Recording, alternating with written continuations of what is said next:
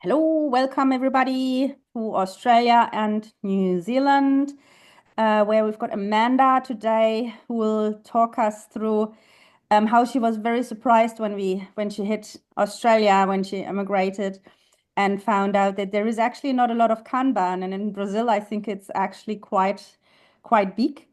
Just this morning, I was actually in a trainer reviewing session for a new class we are offering on this side of the world as well. A flow manager class, and there were lots of Brazilians in there, so it's really going over there. You would have really enjoyed that, I think. So welcome, Amanda. Has been in Australia since when was that? 2017. 17, yeah, so a few years back. She has been rewarded for the first, I think, Kanban at scale implementation in Brazil, and she was the first female AKT. I can't remember, was that in Brazil, in Australia, Australian or Brazil, worldwide? yeah. Australian Brazil. Okay, cool. Yeah, that's amazing. So, and we also have Kanban Sydney Melbourne here. So I'm kind of representing Daniel because he had to jump off in a call, but you can see he's um, kind of here. He'll be back and forth. Um, and uh, yeah, one thing maybe if you are interested in previous year recordings and you haven't been to our meetup groups yet, they are all up on the Kanban New Zealand YouTube channel, where this one will end up as well after today. We had a few really cool case studies in New Zealand. The last two ones were really cool. And lots of other people who really know their stuff from overseas as well, especially during the pandemic. They really helped us to get up and started here. So some really cool talks. And next month there will be Thomas, who's also here. So thank you very much. And I hand over to Amanda. Thanks, Silka. Thanks, everyone, for having me here. Hope you're a bit entertained by this story. So, just for context, this presentation was made in Canberra, Australia in 2023. So it's a bit more than a year because it was end of the year, kind of October. So the idea was to present back again, try to bring a bit of the mood that was in the presentation. So let's see how it goes. I encourage you to keep a look in. There's specific points where you might want to ask questions or get tip. I think that at the end of the presentation, I can get tip on some of the topics that we talk about if you feel interested in. Okay, let me start sharing here and we'll see how it goes. All right, the strange absence of Kanban in Australia. And so just we do not live in despair. There's some tips about what to do about it. And that's going to be the mood of the presentation. So a little bit more about this story. So as Silk mentioned, I came to Australia in 2017. 2017 was the boom of Agile implementation. Some of you here, you might have been part of some of them. And that was the reason that I was hired. I came as an Agile coach to have Tom Lin. Tom Lin worked for the same company. Hello, Tom. Yeah, like Australia was crazy about Agile. And I came in this wave. Before this, I had already 8 years of experience with Agile and most of them with Kanban. I thought that we were very fortunate that David Anderson, he made very early visits to Brazil. And who's this guy here? This was the guy of, we could say, the first Kanban implementation in Brazil. I think this was around 2009, very early. This was even before the Blue Book. For those of you, that's the first book on Kanban. This guy, he's very smart, very intelligent. So he quickly got it that thing was a game changer, even as people were just starting with Agile. I was lucky enough to meet him in a Kanban training in Brazil, in this Kanban training that David Anderson gave in 2009. He kind of was providing consultancy services, and I managed to hire him as a consultant to the company that I was working, and he became a great mentor. So that's the book that Silk was talking about. In 2009, we had the training with the manuscript of this book. It was a PDF before being published. So very fortunate that it was arrived pretty early, so we could get the benefits of seeing over time and making a lot of very cool experiments. So that's Alisson Valley. He has a learning platform in Brazil on all things software development management and so on. He's brilliant, in my opinion. I was very lucky in having him, his brains, teaching me like what was behind an idea that was so simple, but that it was so effective. And my experience so far, and in these 8 years of making Agile implementations in Brazil, everything was evolutionary. And for those of you who have been quite a bit with Kanban, you might know that this is the essence of the Kanban method. You do one bit at a time. You keep evolving over time. And that's how I've managed to, up to this time in 8 years, I never had an Agile failure, because if you do things in an evolutionary way, the worst thing that can happen, you make a mistake, and it's not really a mistake because it's just an experiment that you can roll back. So that was my experience of success. If you do a lot of things, if you do small things, one thing at a time, over in a year, you have a lot of things change, right? And then, okay, so what Silke was mentioned about the award, in the beginning, this recognition doesn't exist anymore, but for some years, there was an award called Brickell Key Award. And in 2014, I received this award that was a recognition for the Kanban community. Is that Klaus? Kind of. Sorry, Silke? Is that Klaus? Yes, I received. So there are two categories. There are only two categories in this prize. And actually, this one was an additional one I'm going to mention about. And there's these two main categories in one that was outstanding. So one category was one person that gave a meaningful contribution to the Kanban body of knowledge. I think that at this time, Klaus got the recognition for the dependency cluster thing. And then, of course, after he kept contributing. And the other category was someone that wasn't known, but that had done something with Kanban. And for me, at this time, it was the implementation of Kanban at scale across 30 teams. We're talking this like, it was even before 2014 when the award was given, but at the time, this was massive. We didn't have all these large-scale implementations that we have nowadays. And at the time, I didn't even recognize, like, I was just doing my work. And before this prize had been awarded to that guy, to my mentor in there, for his contribution as well in his Kanban implementation. This story about this implementation that I've made is briefly mentioned here in this book, Discovering Kanban, which I found pretty cool, that like something that happened for such a long time ago is still mentioned and recognized as something that was very meaningful at the time. And then I got the award with Klaus. I'm going to mention like later here in the presentation, the flight level, Rethink Agile. If you haven't read this book, it's great. So yeah, he's another brilliant guy. The other prize that was given on this same conference was to Mike Burrows for the creation of Kanban values, and I received the award from Troy McGannis. So I said, what am I doing here with all these guys, like so knowledgeable? But for me, it was about the use and the implementation. So something pretty cool that I have in my heart here. So Silke, with all the books that I've mentioned here, that you might have a book, all worthwhile to read. So when I arrived in Australia, I thought, well, Kanban is quite spread in Brazil. Let's just do the same things that I've done there that led to the success. But then when I arrived here, I saw myself immersed in a world of revolutions. So the approach to adopt, to change things was all revolution based. And the revolutions would talk about trains, growth mindsets, playbooks, a language that I wasn't used to. And most of these things, this didn't make sense to me, right? And if they worked, they would challenge all the experience I had so far. But as we're talking about growth mindset, I think that should start with myself. And I said, okay, I'm in a new country with the challenges of migrating different languages and so on. So I came to learn. And I put myself to learn and see what was going to happen with all that style of transformation. And in the presentation, it was 6 years later, because it was in 2023. I just updated here like 7 years later. 7 years later, I still didn't see the evidence that these transformations, they led to meaningful and sustainable results.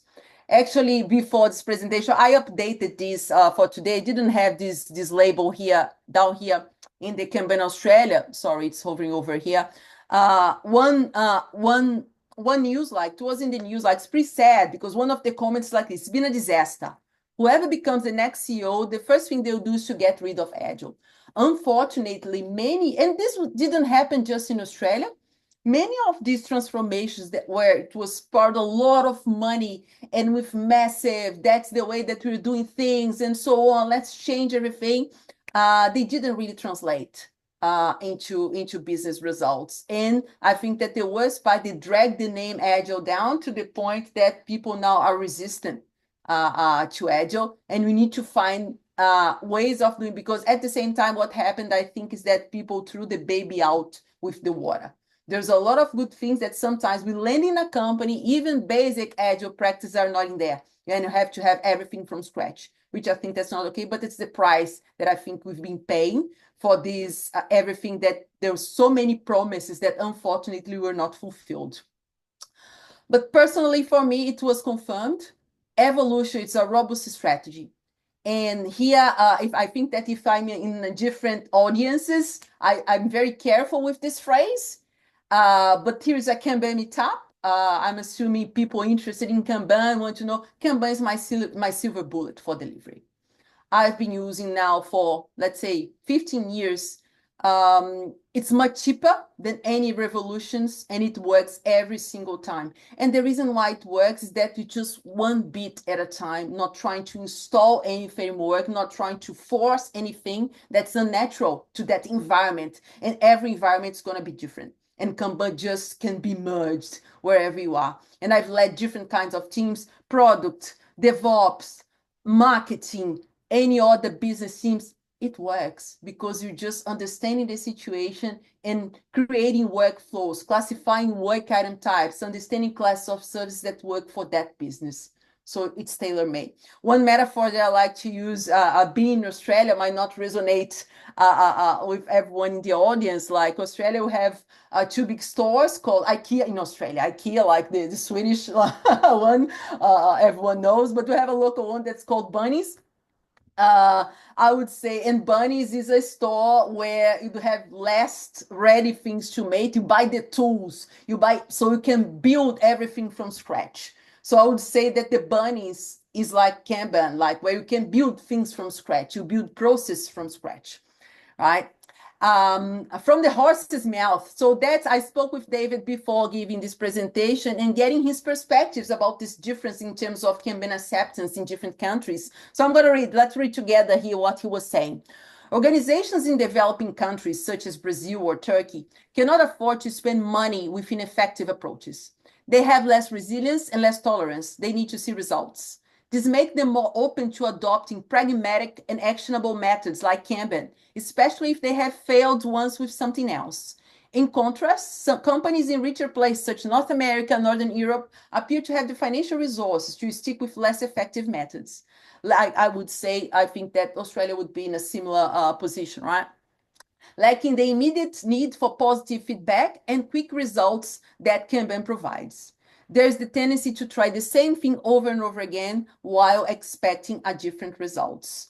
So the thing is that even the most prosperous organizations, they need some help. It's getting a little bit better, but in 2023, when this presentation was made, you can see all the dates here around 2023, a lot of layoffs happened this year.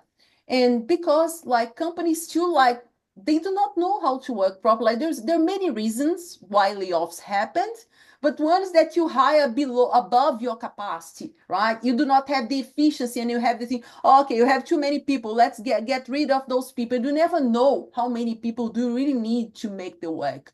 So my hypothesis is that if people knew and really understood, because Kanban is just simple on the surface, we would have much less of those news here, with companies operating more effectively and without this strategy that has been of higher layoff and so on, because until today, we've never learned how to operate efficiently. So what can we do then here at our level, trying to do the best that we can in our works, right? Other than celebrating, so I've mentioned this, it was the first Kanban Australia conference. We had another one last year. The efforts that Silk and Daniel, they put in trying to making Kanban understood with the trainings and so on. So let's have a look in some of the things that we can do using the Kanban ways of doing things. So what we can do, it's something, I think that I saw this expression from someone in Brazil, and I found pretty cool. That's called stealth Kanban. That's like doing Kanban when no one is noticing. The problem with this failure, massive failure and disappointment with Agile, it brought everything dragged together, all the names related with Agile. If you are starting as consultants, you probably know sometimes people do not want even to hear, because that's just another thing that will fail. I think that another thing that was pretty sad, like here in Australia, that I noticed was that Agile was associated with layoffs, because the transformation would make everything so effective. So we can get rid of X% of the workforce, which is that's not the way it works, right? So now many times, very different from when I started with Kanban or Agile, when you had to explain things from scratch and what's this name, what's the meaning of this name. Now those names, they carry a lot of meaning, and you do not even know if it's a positive meaning or not. So I rather, there's been quite a while, like in the last few years, I do not even mention Agile or Kanban or anything. I've been, in the last few years, I've been working in engineering leadership roles. So I do not even mention. I just start doing things, and depending on the interest of people, I can say, well, by the way, all these things that we applied here, they are from Kanban. You can Google it. There's a book about it, and so on. So that would be the approach. We start doing things, and we get the results, and you might decide to reveal what's in there. Unfortunately, it's a loss. I think that because you would like to give the proper credit. We have a meetup where you discuss this, right, Ms. Silka? But there's no way. If you want to get in, sometimes better to not talk about it. And once we have results, you can show what it is and what's behind. And that's how I've been operating. First thing, like for everyone who's used with Kanban, the basic principle is start with what you do now from wherever you are. And I gave this presentation last week in a company as well. And sometimes where you are post a revolution, you are post a deception, let's say, with things that never work. The beauty of Kanban is that you can pick up the pieces from where you are. Or if you're just starting, like you're transitioning from waterfall, you want to make your Scrum better, it doesn't really matter. You're going to look at your situation, you start improving with some practices. So following, it's a series of Kanban practices, principles, and values that I was able to apply repeatedly and consistently. So I tried to get a set where, okay, regardless of what the company that I was, if it was working on a shiny unicorn or a corporate mammoth, all these practices that I'm gonna talk about, they worked. And that's what I find amazing. They are agnostic of culture, of company size, and anything. So that's what the selection is about, picking up from different Kanban practices, values, and principles.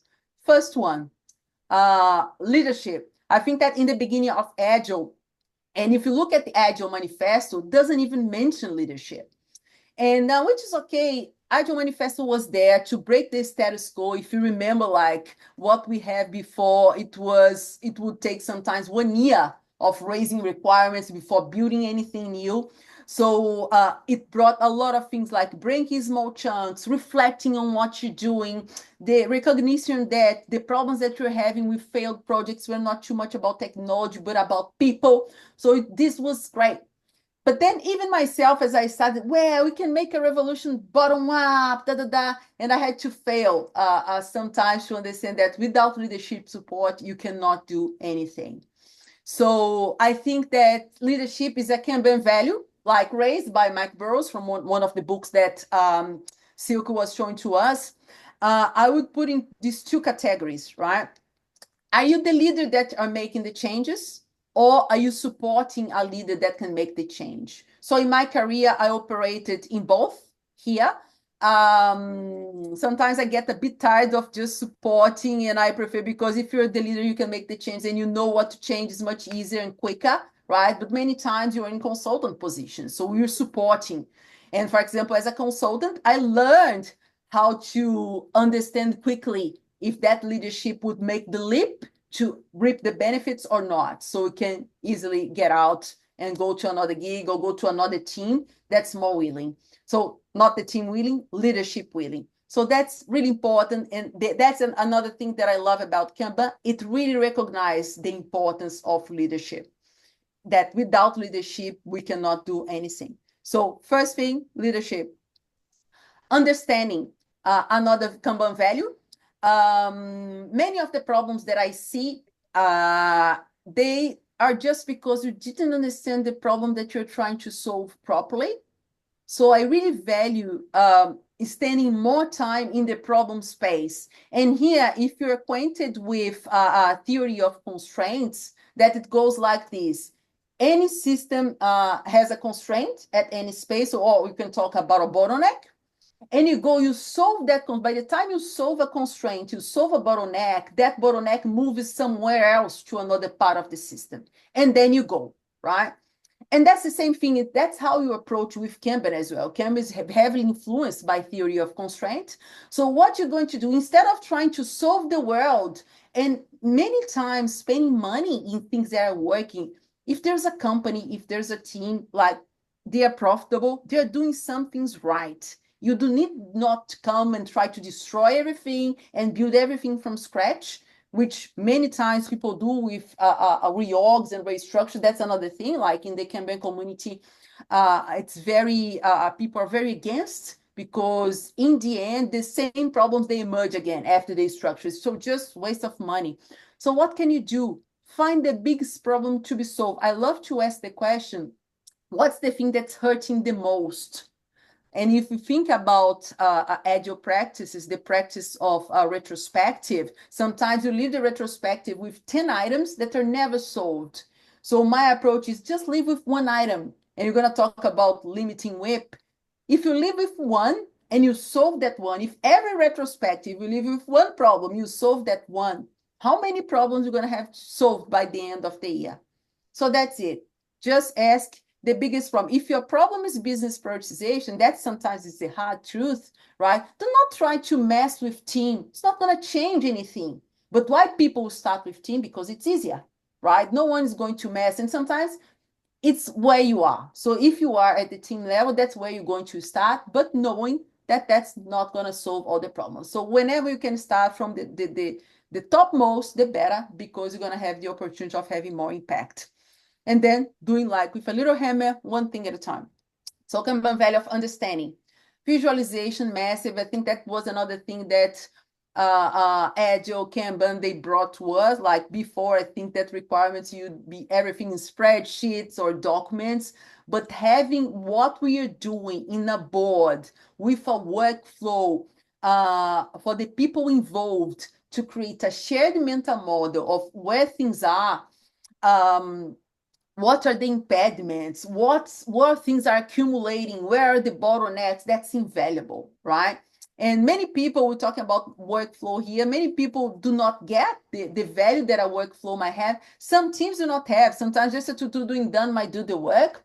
I'm a bit resentful because as we started, and there was a lot of very rich representations of workflows, like of many dimensions, not just columns. I think that the most used tools nowadays, they just focus on columns, and this constrains a bit too much. You get a little bit when when you are in the world that was the physical world, or even if you decide to use Miro or somebody, you have more freedom about representing what's in there, right? So but the visualization in Kanban, the Kanban practice, one of the 6 practices, is not just about workflows, right? I read this practice about visualizing everything. So whenever someone jumps to solve a problem, you go back to the previous one that I was talking about understanding. I think that the best way for you to understand things is to see things. So that's how my mind works. Whenever there's a problem, my mind goes straight to, okay, how can I visualize this problem? What's happening? So everyone can have the same mental model about the problem so we can work together in a solution. It might be a workflow, it might be a document, but sometimes I really resort to creative representations, like in these tools like Mural, in a way that really represents what's going on. Because one of the problems with knowledge work is that every person is going to have a mental representation of what the problem is. By the time you create something shared, people say, I wasn't seeing that way, I wasn't seeing, and then you start creating this collaboration. So practice 3, visualize. Going next. Okay, this one, implement a change log, continuous improvement tracking. Kanban, nowadays they created the Kanban maturity model. There is an app that goes with it. And in the app, there's a lot of practices, a lot of resources that you can use to support your Kanban implementation. One of these resources is the picture of this one in the middle here. And all the theme of this slide here, it's about tracking changes. Like with Kanban, you're always doing experiments to try to evolve and make it better. So the Kanban maturity model, KMM practice, is called evolutionary change model. And he like roughly, the thing is that usually you have an equilibrium where people are happy, but this happiness sometimes is not, because there's something that's not quite okay. And a Kanban practitioner, what they usually do is usually to make use of unhappiness that might be there already to try to put a change that will bring to a happy place. Or if there's so much happiness that there's comfort, what we do is to introduce something that will become uncomfortable on purpose so people can move to make the change. So this mini canvas here is to support you in trying out those practices and to track if they're going to go into the direction that you're going to move. Okay. There's a lot of practice here. Some, if you have heard of Toyota Kata, A3 canvas was one. And then I put some other options here. I have a very simple one, especially working with software teams. Software teams are used to a change log for their apps, right? For their products. So I just keep planning a document, let's say, with the change that I'm planning to execute in a given week, and keep looking back. And of course, engage people with the changes. So for example, in this week here, I plan to adjust the planning format, automation of archive done cards, stand-ups looking at the board, and da-da-da. And I keep maintaining this change log that I call continuous improvement log. Another thing interesting for you to, people are not talking too much about this one, but I found very cute at the time when I saw this popcorn flow. You can have a small workflow of experiments. So you have your problems and observations. Which options do you have to tackle those problems? And you can map this in a Trello board, for example. And okay, you list all the possible experiments, you commit to those experiments, you put them to go, you review, and then you decide these experiments worked or failed, right? So that's the thing. These are the kind of things that when people think about Kanban, they just think about whip and flow, but it's a massive change management tool as well. Actually, for me, I think that I tend to be more amazed by all these change management practices than the flow part. That's big as well, right? So yeah, so that's another practice. 4. So have a look at those. If at the end you want to go deep in one of those, we can talk about it.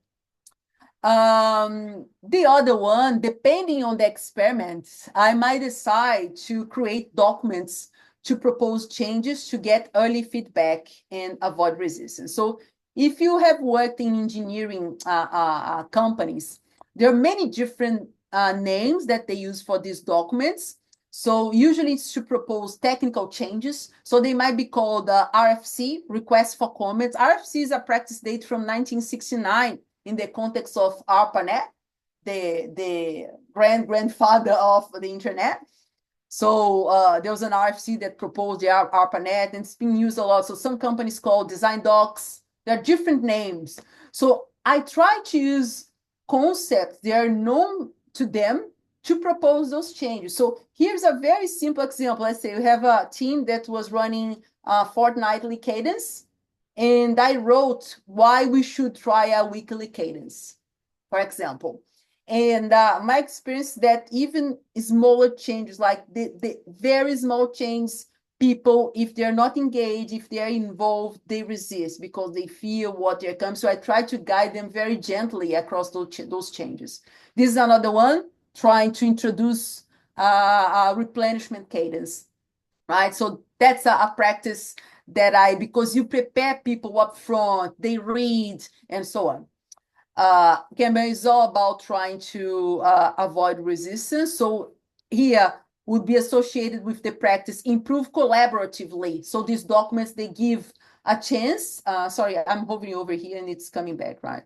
Sorry about that. I don't know how to move. So improve collaboratively, evolve experimentally, like kind of the usually the sixth practice that's mentioned when you're talking about the Kanban practice. 6, weekly replenishment for teams. So if you're in an agile organization that's already running Scrum, usually what you're going to find is like a 2-week sprint. I'm a big fan of a weekly replenishment meeting. Regardless, I was always able to move the teams that I was working with to a weekly replenishment cadence. If it was ops team, if it was a product team, always able. There might be some resistance, but to try the previous practice. That's what I've done. Try moving to a weekly cadence if you think that's something that you feel comfortable. I think that this cycle of feedback is much quicker. And just to illustrate, the replenishment meeting in Kanban works a bit different than the Scrum planning, where you plan, let's say, if you plan 10 things to be finished in a fortnight, that's what you expect kind of to do. And you keep planning with that throughput. The replenishment meeting is more about bringing more items to these slots that were not filled. So, for example, if I plan to finish, if I prioritize 5 items, and in my next week I finish 3, I just bring 2 more to fill out those slots that I usually have available. And as I move forward, I can bring things along the week and so on. So you can have more this aspect of flow. And sometimes you have to take the team on a journey of maturity. Sometimes it's like, it's pretty okay to start with the Scrum way of doing things. But as things get better, I think that you put some Kanban power-ups and the teams, they can get better. That's my experience. Practice 7. Now, this one might have lots of names. In the Kanban community, the name value stream is not very used. So what usually is used workflow or interconnection of services. But it's been a name that's been used a lot in the market. So we need to be smart of when proposing practices to use what the organization would receive easily. So, for example, I once was in an organization, we should have value streams. And I said, I know how to implement those. It was just Kanban on the back, and I was calling a value stream. And I think that other than the team level, when you have the tasks, and I usually have these 2 boards, one to represent the high level. So in Kanban, you would have the upstream Kanban, with that usually is just the left side of the board, but here what I'm trying to say is to have an end-to-end flow that sometimes is in a different granularity on the team tasks. And if you know Klaus Leopold, that one that was with me with the awards, like he created this concept of flight levels, that they are great rappers from Kanban concepts. Yeah, so it's explained in the book Rethink Agile. He has his trainings as well. So it would be something like fight level 3, you have the team level, fight level 2, you have this coordination level, and you have things end-to-end, and fight level 1 strategy. I might not get totally right with the 1 on 3, but anyway, the one in the middle is something similar to this, where you have features. And this board you would have, instead of daily, things that have changed, things that last for 3 months, for example. If you look in the Kanban maturity model book, these are the practices that are associated with this. So visualize workflow and teams work items by means of aggregated teams Kanban board, or visualize ideas developed by means of an upstream discovery Kanban board, and visualize discarded options on an upstream Kanban board. All right. So practice 7, try to have another level, not just the team level. Working agreements, I'm really passionate about this one. The Kanban way, the Kanban practice that most resemble working agreement is make policies explicit. One metaphor that I like to use is that when you have a game, let's say if you have a chess game, just having the board of the game is not enough for you to play. So if a team just receive a board, that's not enough for them to know how to operate on that board. And in Kanban, the policies are those rules that as a team, we're going to build in terms of which decisions are going to make. The more you have of these rules, the more you're enabling the self-organization of the team. One way, so you can go to Google. I think that Atlassian has some playbooks and descriptions about how to run Agile ceremonies. I really like Atlassian's description about how to run working agreement sessions. If you have never run, you can have a look at there. One thing that I like to give my personal touch is that what I see is that, let's say, if you run a working agreement session once a quarter and you do not come back to it, they are dead. And that's the other thing about Canva. You always want to put together a visualization and a feedback loop. If you just have a visualization, and you do not have a feedback loop on it, this visualization is going to get stale. And that's why you have your boards and all the rituals that where you keep looking at the board and where things move and where you update. So you always want to have, if you have just a feedback loop, you just talk, you do not see anything and things do not get concrete. So that for me is another superpower of always having visualization and feedback loops. For working agreements, once we establish those policies that with a team, I like to have a maximum of 10, let's say, every stand-up, at the end of the stand-up, we pull one and I discuss, how have you been going with this working agreement? Have we been abiding by it? Or do you have an example where you abided by it? Do you have an example where you didn't abide by it, where we can get better? Have a very quick 3-minute discussion about it.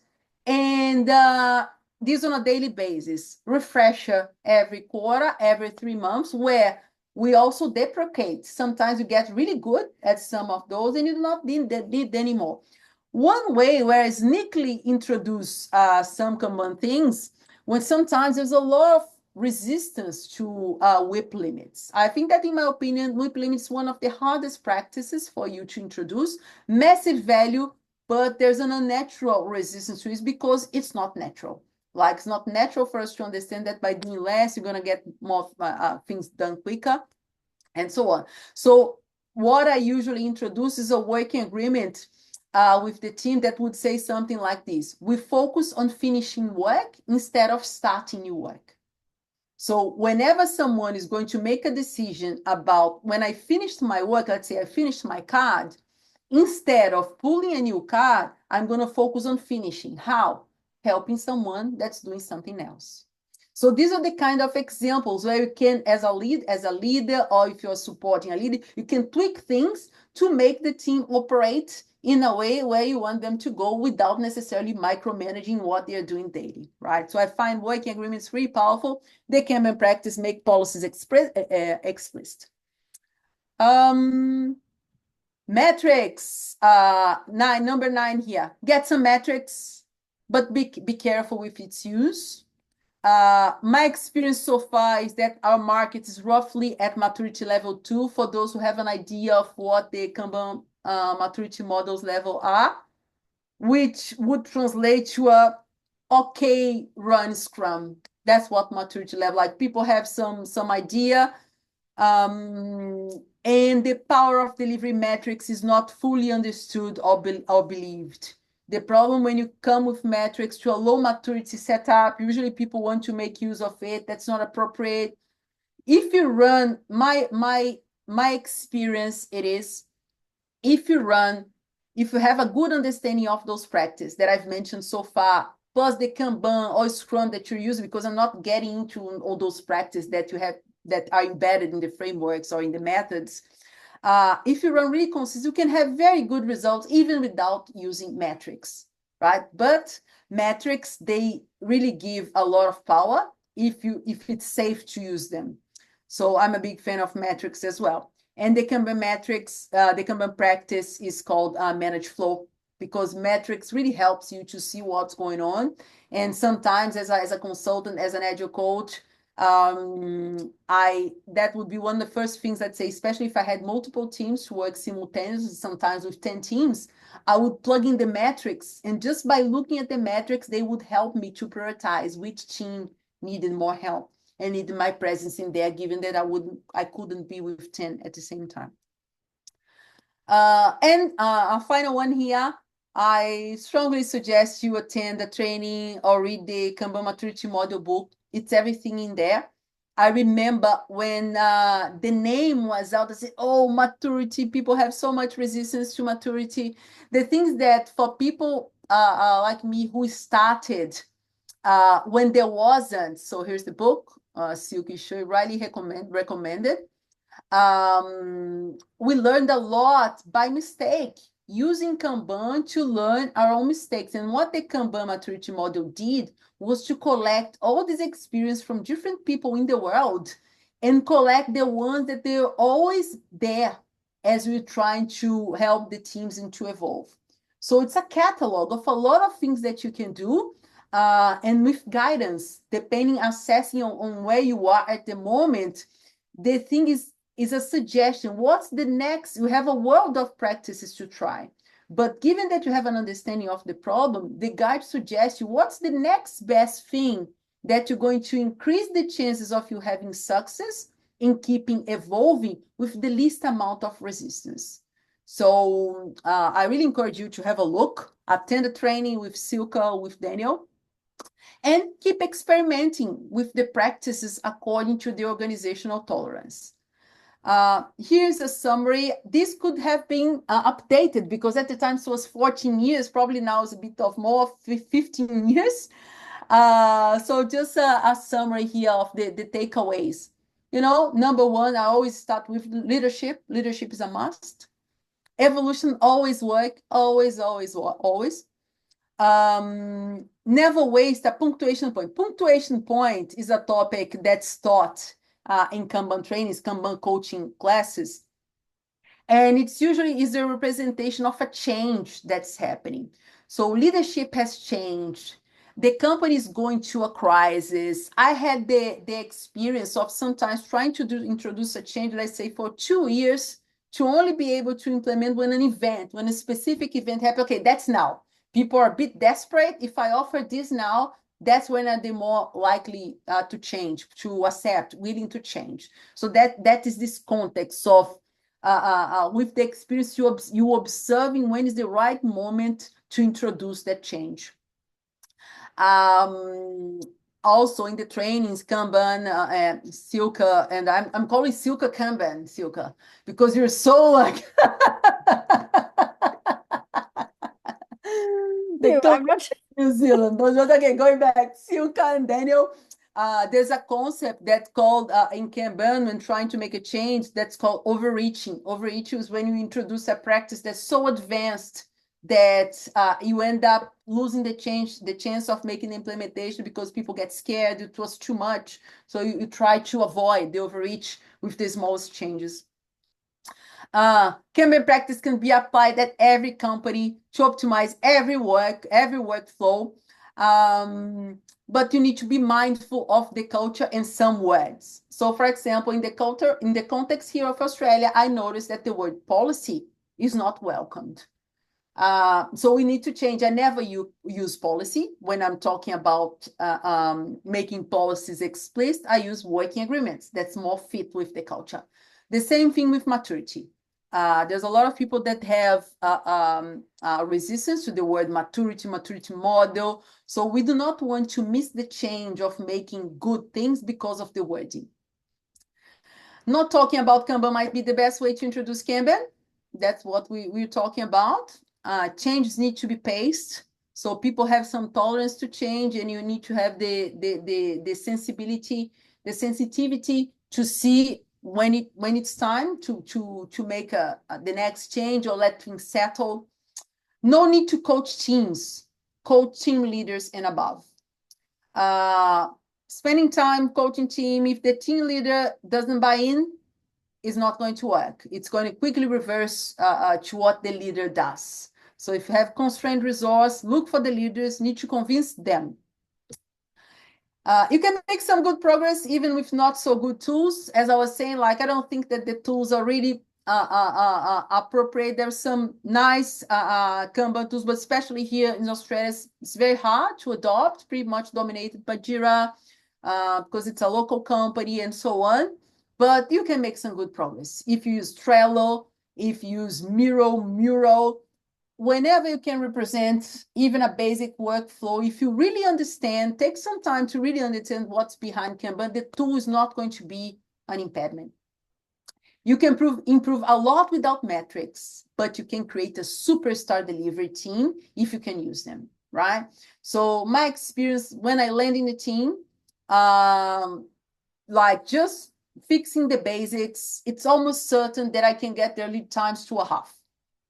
It's almost certain, like because of the volume of work, the way that things are working, like, and like very frequently to a 30% of the original lead times, 25% and so on.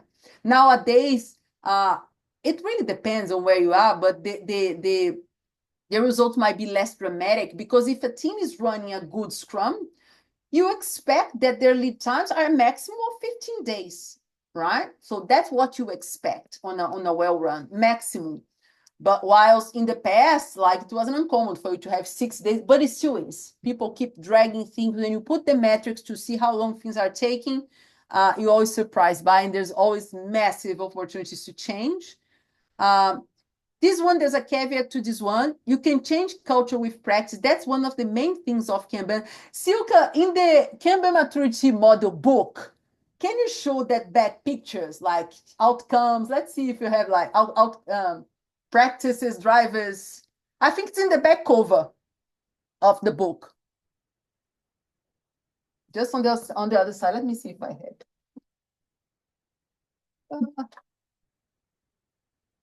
I'm on it. You're on it. There's a nice.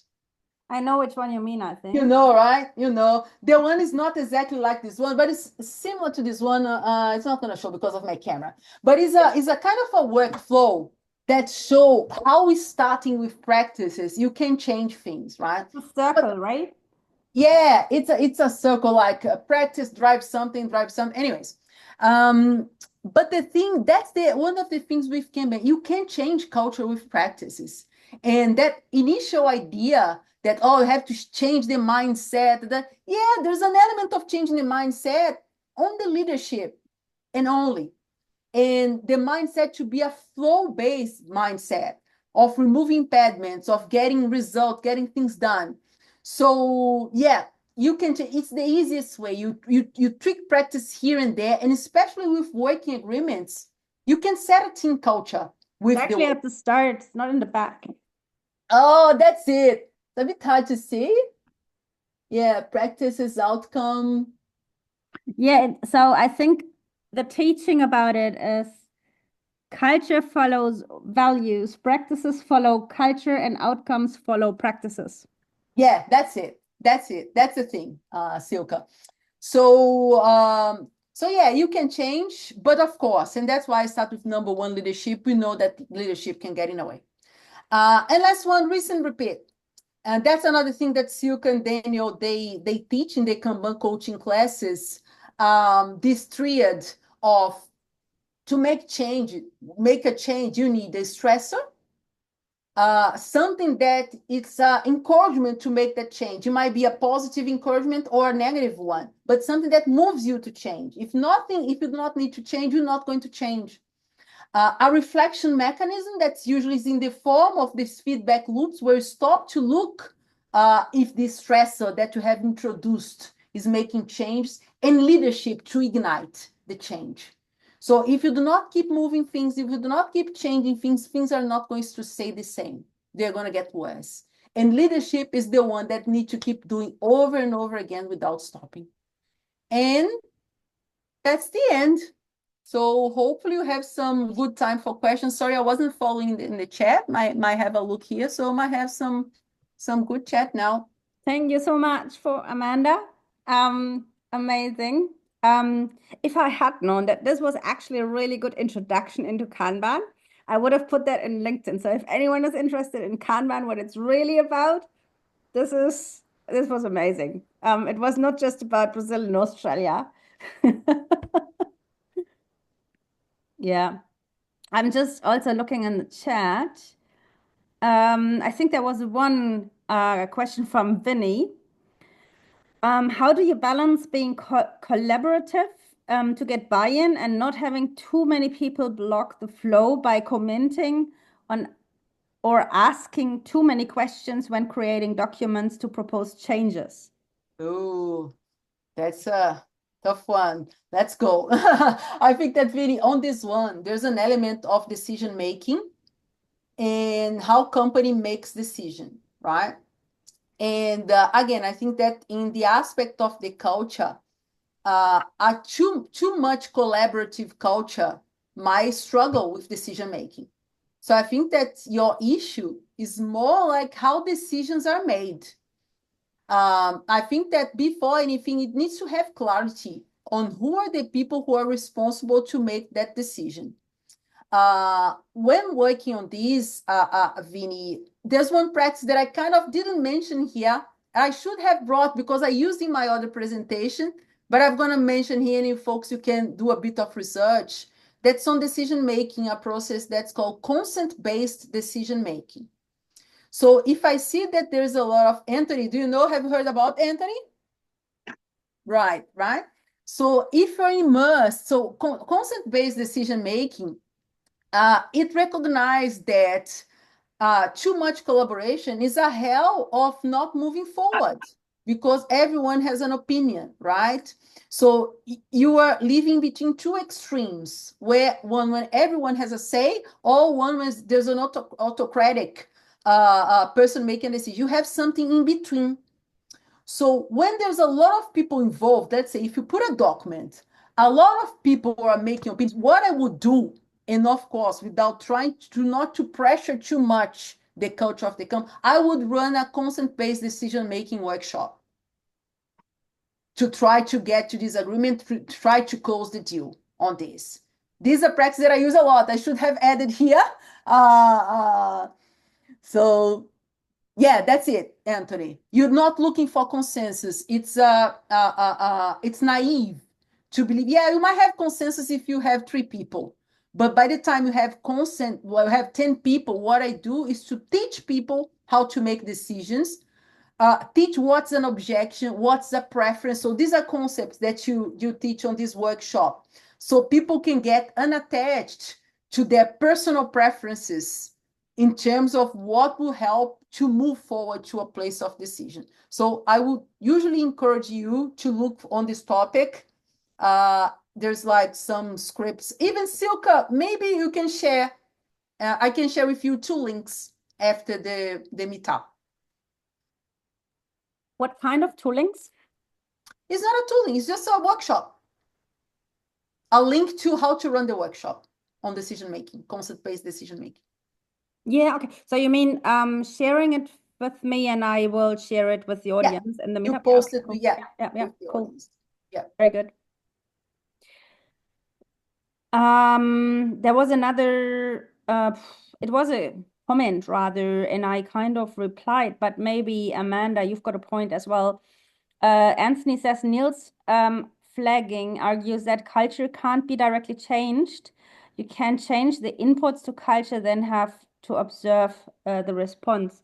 And I just commented in terms of my intercultural trainer background, where we say change a country culture, we say usually takes 2 generations. I now would argue it might be similar with companies. But back to your point, punctuation points. That's when it really can go quicker. Maybe you've got a point there as well. And that's maybe also that triangle, like the circle with the the culture, practices, outcomes, values, that plays into that. Silke, I do not understand if this question is coming back to me or. I was giving you the opportunity to also comment on it, I guess. Okay, can you please? I got a bit lost on this one. Sorry about that. Sorry. So Niels Plagging argues that's Anthony's words. Argues that culture can't be directly changed. You can change the inputs to culture, then have to observe a response. To be fair, it's not really directly a question. Yeah, it's a comment. And yeah, Anthony, I think that has a point. Like this thing about interfering in the culture. So I think that these outputs, like this practice that we are introducing, if guided properly with leadership, you can make some good movement in there, right? But without thinking, because the culture is going to be the outputs of all those interactions that are happening and so on, right? But I think that flow, which it's very hard to see, trying to establish a culture of flow, which I've never seen anyone direct, everyone, like smaller companies in Brazil, they have been very successful actually in trying to do this. So they created a concept. Unfortunately, the book is only in Portuguese. It's called Dynamic Flow. And that's the culture that they established. So what we run here, we run flows to deliver products. And everything is based on flow.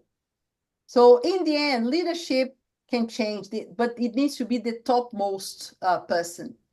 What they present, what they do, how do they say, how they speak, what they do not do, this ends up translating to culture, right? True.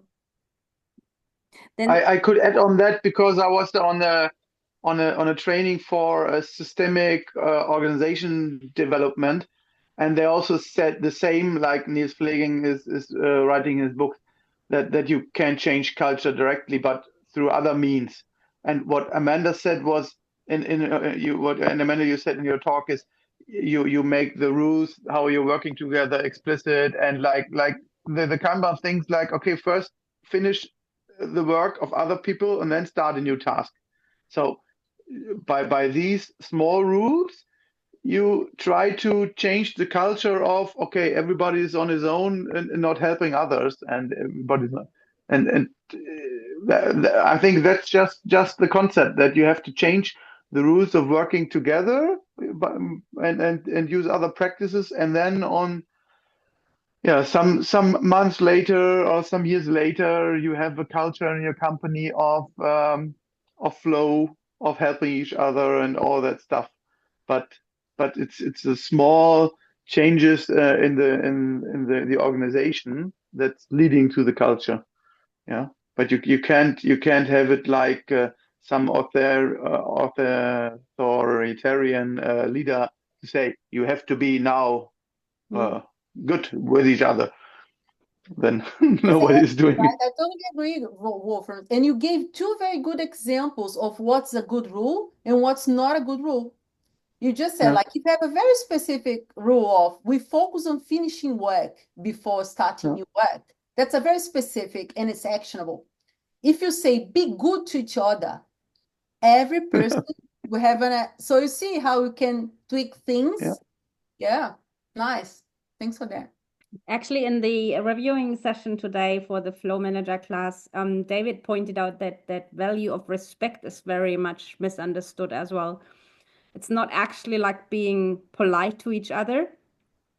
It is in terms of systems thinking, and you respect and you give everyone a chance in the organization to have a job they can actually action. Yeah.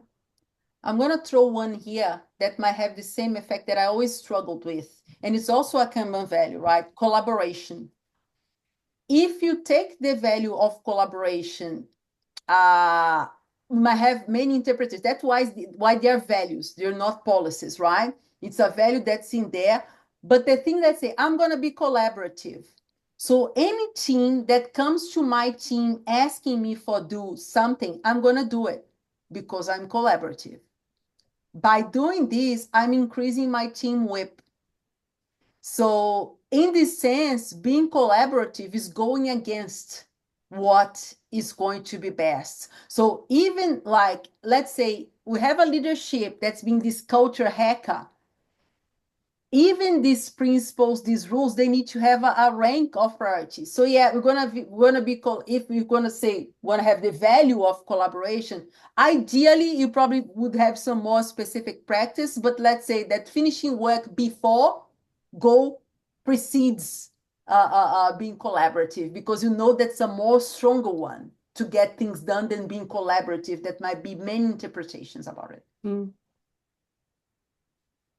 Amanda, we've got a newcomer here. Welcome, Raphael. And he asks, are these meetings frequent? He's here as a first timer.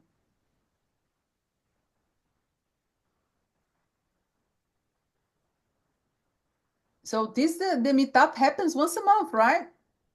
With different topics. Sorry? So the question was about the meetup? Meeting. So are these meetings frequent? I guess it was some while back. He asked this like half an hour ago, actually. So probably the feedback loops, cadences. Okay. I think that Raphael's question was if the meetup happens frequently. Raphael, you can talk to us and confirm the understanding. You're talking about understanding the problem here. You're understanding that. Sorry. Raphael, are you there? I think he just dropped off. He got scared. Yeah. No, he said, yeah, he wrote, yes, okay, about sorry. Sorry. Yeah, about the meetup. Sorry. Yes. Oh, so sorry. They are usually the third Thursday every month. Sorry. Perfect. Thanks. Thanks, Amanda. See, start with the understanding. And I was too much in my Kanban brain, like about feedback loops and awesome. Yes. And Raphael, if you joined late, I will put the there is a Kanban New Zealand YouTube channel where you can find the previous recordings. I'll put it back in here again. Yeah. Perfect. Thanks very much. I have an appointment to go now. I have to go, but thanks. I'm gonna check you're welcome back content. and have a look. There were some really good topics in there in the past since 2019, I think. Yeah. Cool. Are there more questions?